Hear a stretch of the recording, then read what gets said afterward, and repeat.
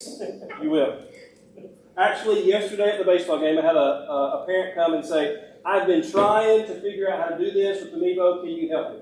I said, here's my number. Here's some more information. And I had text by the time I got home. The day before that, I had a preacher call me and say, hey, I'm trying to get views, angles for my church service. Can you help me with that? And I was like, yeah, I'll come over and we'll do that. So, yes. The answer is yes, we can. So that's live. But it's live. Okay, so I'm looking at what's actually on the screen there. If you go to YouTube and you look for Jason Hoffman on YouTube, hopefully this is something that will pop up and you can see yourself. You can actually even make comments on there if you like. You can comment about how your hair looks. So I don't know, whatever. I comment about how my hair looks all the time. So in the multicam app, one of the things that we're going to want to know that's a benefit to us. We talked about the lag earlier, the delay between what's happening, what you're seeing. In the 3 ellipsis, yeah, it's the same as, so 3 ellipsis brings us this, and we have a video source latency option. Whenever we're streaming through cellular, we almost always want to run that high. And that's going to give us a delay between what's happening and what we're sending. That way, if there are issues in our stream, if our connection is less than we really want it to be, we'll still get a good quality stream. Now, I have a high latency source here, so and what we're talking about here is between what I see with my eyes and what I see on my control device, not between what I see with my eyes and what's happening on YouTube, because that's going to be 30 seconds no matter what you do. You're going to have a 30 seconds because it's got to get there. They've got to run it through their servers, and then they've got to put it out. So that's going to be its own thing. But, for example, when a batter hits a ball, and I keep going back to baseball because that's what I'm in right now, but when a batter hits a ball and he's running down first base, I almost always have that split between 2 cameras. So he gets to a certain point between home and first base, I switch cameras, and the throw comes toward first. That's happening 3 or 4 seconds after it actually happens on the field in my camera because of high latency. And that way, if there was a glitch, or if there was a stutter, or if there was in the uploading, it covers that. And so I get a better quality end product, even if it is delayed just a little bit. Okay?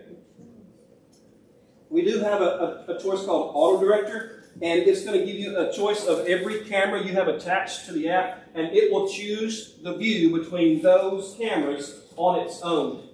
That's valuable if you're streaming a concert, and it doesn't really matter what's being done in front of you. If you're streaming an overall event, but if you're streaming something where someone's talking and you have it switched on its own, it's inevitably going to switch away from the person who's talking when you don't want it to. And so Auto Director is good for some things. It's not so good for others, so I don't use it as often as maybe I could. Camera input quality. You can go up to 1080 at 5 megabits per second. That's a pretty robust upload strength. Do you ever check your data connection with speed test? Is that something that you do? You check your what? Okay, so that day when you're going to use these cameras, you're going to need to check your data connection with a speed test. And you can use speedtest.net, you can use OpenSignal. There's a lot of different choices for speed tests, but you're going to want to pay attention not so much to your download speed, which would be how fast you can download the movie you're wanting to stream, but you want to check your data connection for your upload speed. And in order to stream a 1080 stream, you're going to need about 8 megabits per second upload. And unless the tower you're on is remarkably uncongested, it's hard to get an 8 megabit per second upload speed. But then 720 only requires about a 3.5 megabit per second upload speed, and that's much more common. So oftentimes 720 is the choice, especially if the folks that are going to be watching are going to be watching on their phone anyway.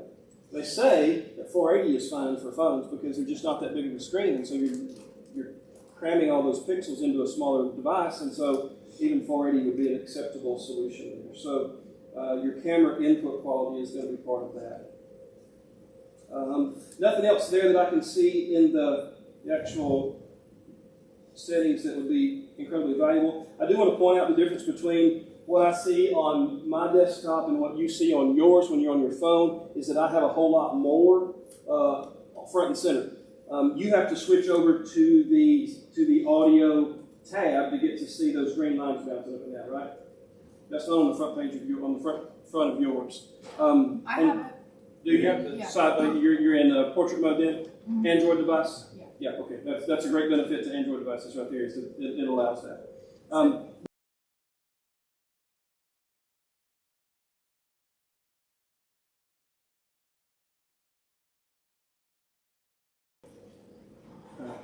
Again, at baseball games, when they play music in between innings, if you're streaming to Facebook, they're going to shut your stream down. They're not going to send you a warning. They're just going to kill your stream because they recognize copyrighted music on your stream that you don't have permission to play.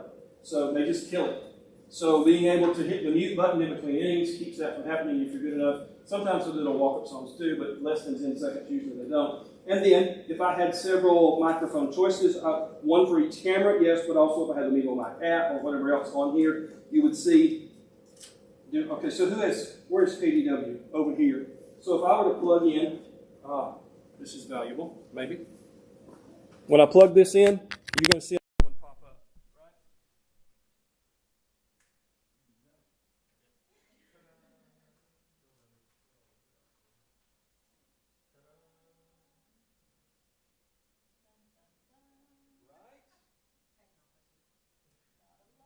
Okay, so what changed is the little bitty icon left of Mevo KDW. It now looks like a 3.5mm jack. When I unplug it, because it's reading off of this camera, you see now it's really loud because OKC bouncing really high now. Now, then it's back to a little camera icon. Yeah? Okay. The way to get them both to show up is to take and instead of plugging into the 3.5mm jack, we can plug into the USB-C port that's back there. It's not just for charging, it's also an audio input. So I can plug that into there if I have the right sound. That's not the right sound. And then I would have the internal microphones and this microphone both listed there. Yep. So just more microphone options. Is yes. the little speaker up there on this right screen, the little audio there, not down there, but up on where the screen is, like where the video is, where it's got it blocked off on that, is that just for you listening to it on that device right there, or why do you have that muted? Why is this meter here? No, where it's muted underneath that. This one? Yes, that is for this monitor. Yes.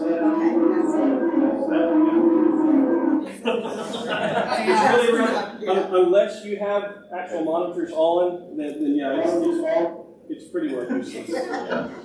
But oftentimes before church, when the folks are getting ready they're doing their sound check, I'll put my earbuds in and I'll listen to what it's going to sound like through that one device, that one icon right there. So then for the audio for each camera or each device, you also have a settings wheel here, and you have the ability to choose what kind of audio you're running through it. I can force the internal mic so that even if I have a 3.5mm plugged in, I still get the built-in microphones as well. So there are good choices, and the best thing you can do is play with it. It's just explore it. What was that win choice? It does try, yes ma'am, for outdoor settings, it does try to keep that from being what overrides your stream. We do these several outside. The best thing though is the both together would be great, but yeah, this is much more effective than their software. Sure.